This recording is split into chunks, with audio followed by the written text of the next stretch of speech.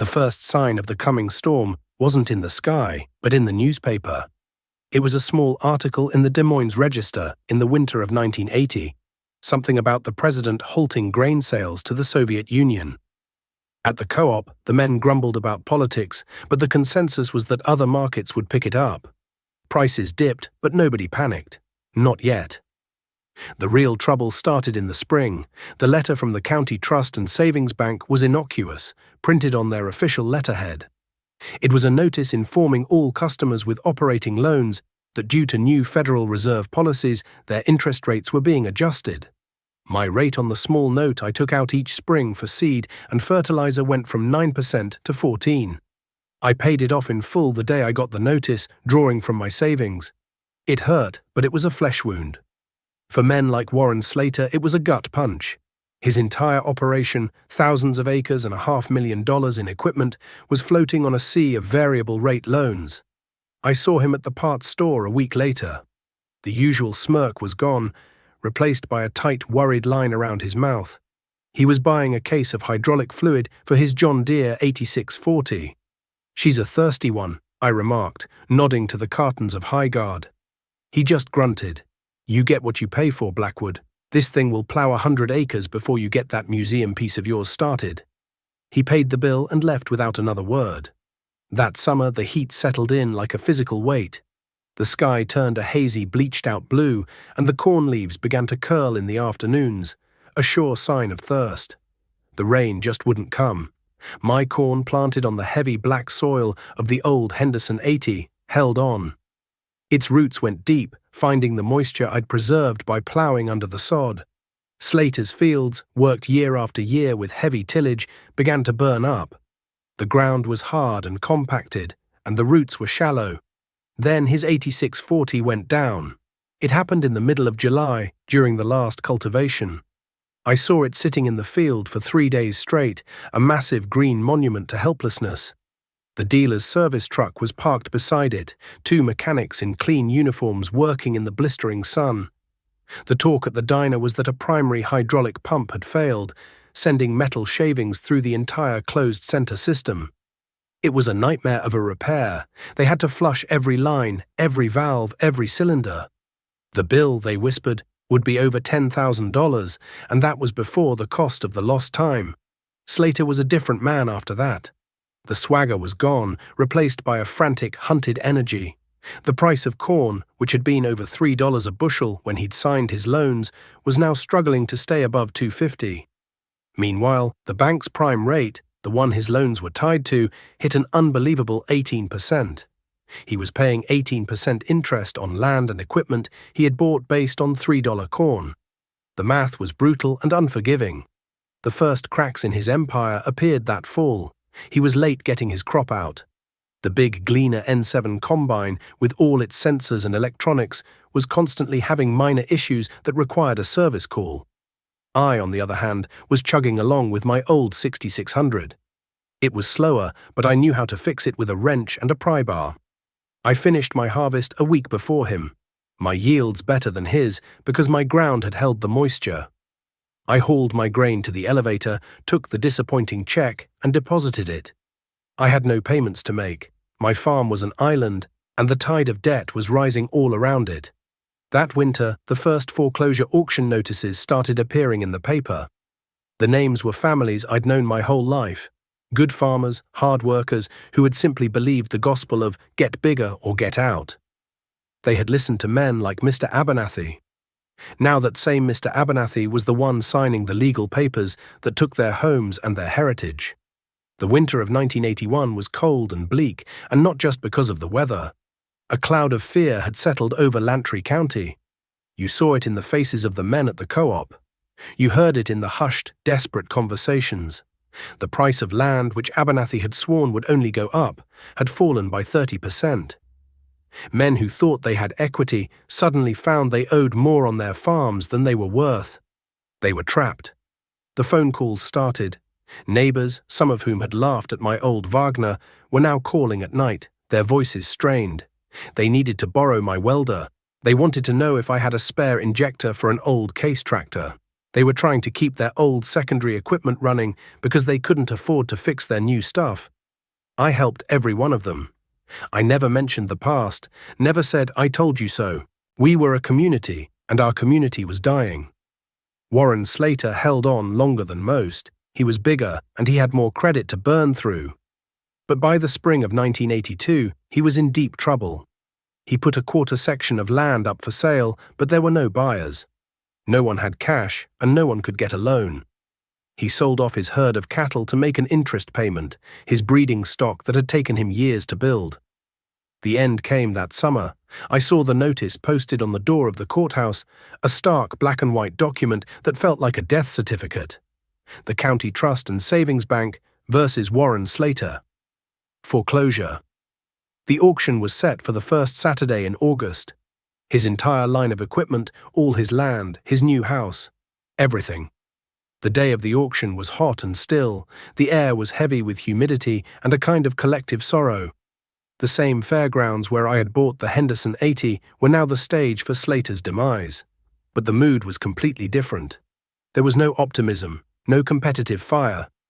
Just a grim, vulture-like quiet. The crowd was made of broken farmers, hoping to pick up a needed piece of equipment for pennies on the dollar, and a few outside investors who smelled blood in the water. Fitz, the same auctioneer, was on the stand, but his usual rapid-fire chant was subdued, almost respectful. They started with the small items from the shop. Then came the big iron. The Gleaner N7, barely 3 years old, sold for less than half of what Slater had paid for it. The planters, the tillage equipment, it all went for a fraction of its value. Then they came to the John Deere 8640. It sat there under the August sun, its green paint still shiny, a symbol of a dream that had turned into a nightmare. It was a magnificent machine, but everyone knew the cost of keeping it running. The bidding was slow, hesitant. No one wanted to take on that kind of risk. And then I saw Slater. He was standing at the back, near the fence line, just as I had been years ago. He was a ghost of his former self. His face was gaunt, his eyes hollow. He wore a faded work shirt and jeans, not the crisp new clothes he used to favor. His wife stood beside him, her arm through his, holding him up as much as holding on to him. He was watching his entire life get dismantled piece by piece, sold off to strangers. There was no arrogance left in him. There was only pain. The auctioneer finally sold the tractor to an out-of-state dealer for a shockingly low price. Then came the land. His home place, the 80 acres his father had homesteaded, went first. It sold to a corporate farming entity from Illinois. Slater flinched when the gavel fell, a physical gut-shot reaction. Then came the other parcels, all selling for prices that would have been unthinkable just a few years earlier. Finally, Fitz announced the last parcel of the day, the 160 acres that bordered my own Henderson 80 to the north. "All right, folks, a fine quarter section," Fitz began, but his heart wasn't in it. "What am I bid?" The bidding started low and stalled almost immediately. The corporate buyers had already gotten what they wanted. The local farmers were tapped out. An eerie silence fell over the crowd. I looked at Slater, standing there, watching the last piece of his world about to be swept away. And in that moment, I felt no triumph, no vindication. I just felt a profound sadness. He wasn't my enemy. He was just a farmer who had believed a lie. He had bet on the promises of bankers and economists, while I had bet on myself. I raised my hand. 300 an acre, I said, my voice clear and steady in the quiet. Every head turned to look at me. Fitz's eyes widened. It was a low price, a fraction of its peak value, but it was a solid, real bid. It was more than anyone else was willing to offer. "I have 300 from Silas Blackwood," Fitz chanted, a spark of life returning to his voice. "Do I hear 3 1/4? 300 once? Twice?" He looked around. There were no other hands. "Sold. To Silas Blackwood." I walked to the clerk's table and wrote the check. It didn't empty my account this time. The lean years had also been years of saving. As I walked away, I passed Slater. He wouldn't look at me. He just stared at the ground, his shoulders slumped in defeat. I didn't say anything. I just got in my truck and went home. The talking was done. The storm had passed, and I was still standing. The day after the auction, I was out in my shed, turning wrenches on the Wagner. I was getting it ready for full tillage. I heard a vehicle pull into the lane and stop. A few moments later, a shadow fell across the open doorway. It was Warren Slater. He stood there for a long time, just watching me work. He looked even worse in the daylight. He was a man who had been hollowed out. "Blackwood," he finally said, his voice raspy. I stopped what I was doing and wiped my hands on a rag. "Slater." He shuffled his feet. I just came to say, I guess you were right." He gestured vaguely at the big tractor. "All this time I thought you were a fool, stuck in the past. Turns out I was the fool. I built a house of cards on borrowed money, and the first strong wind blew it all away." "It was a hell of a wind," I said quietly. "Blew a lot of good men down." He nodded, swallowing hard. "They're all gone. My equipment, my land. The bank took the house. We're moving in with her folks in town. I don't know what I'm going to do. Farming is all I've ever known." He looked down at his hands that were now soft from driving tractors with power steering and air conditioning. "I don't know how to do anything else." We stood in silence for another minute, the only sound the ticking of the cooling engine. I thought about the land I'd just bought. His land. I thought about the Henderson 80 and how I'd struggled to break it. I thought about all the work that lay ahead. "I could use a hand," I said, my voice surprising even myself. "I've got another 160 acres to work now. It's more than one man can handle if it's going to be done right." He looked up, his eyes filled with a confusion that slowly turned into a flicker of hope. You'd hire me? After everything?" "I'm not hiring you to be my friend, Slater," I said, turning back to the engine. "I'm hiring you to work. The pay's not great, and the equipment doesn't have a radio." I patted the dusty fender of the Wagner. "But it's honest work, and the tractor's paid for. We start at sunup tomorrow." He just stood there, speechless. A single tear traced a path through the dust on his cheek. He nodded, unable to speak, then turned and walked away. Warren worked for me for the next 5 years. It wasn't easy for him at first. He had to learn the old ways. He had to learn how to fix things instead of just calling a dealer. He had to learn the feel of the land from an open seat, not from inside a climate-controlled cab. But he was a farmer, and the instincts were still there. He was a hard worker, and slowly he started to heal. We never became close friends, but a quiet respect grew between us. He was there the day my son David was born. He saw me teach David how to drive the old Wagner, just as my father had taught me. The community changed. The corporate farms moved in, but many of the family places that survived did so by adopting a philosophy that looked a lot like mine. Debt was treated like a disease. Used equipment was a badge of honor. Self-reliance became the new gospel. The men who had once mocked me now stopped by the shed to ask for advice. I never lorded it over them. I just told them what I knew. Years passed, the farm economy slowly recovered. I bought another 80 acres, this time from a retiring neighbor, again with cash.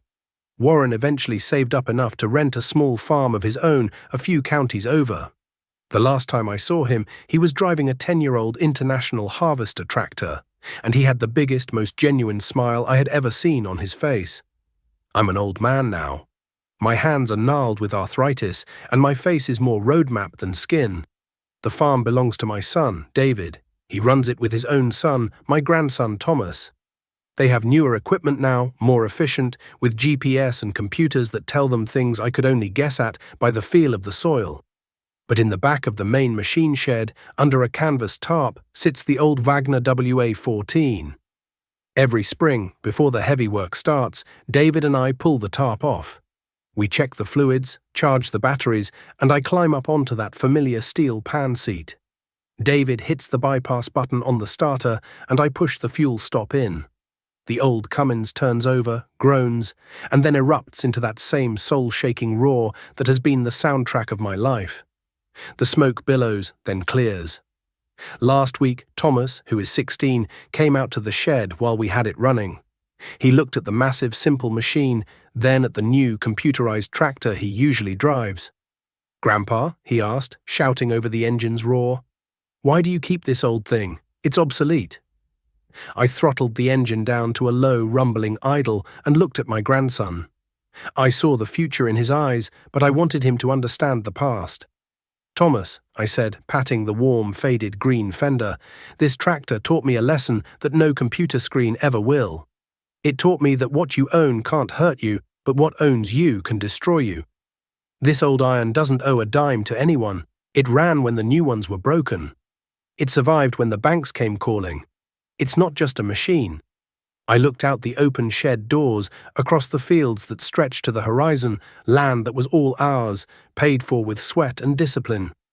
It's the foundation of everything you see. It's not obsolete. It's proof. He stood there, letting the words sink in, the deep, honest rhythm of the old diesel engine washing over him. And in that moment, I knew he understood. The legacy wasn't in the land or the money. It was in the lesson.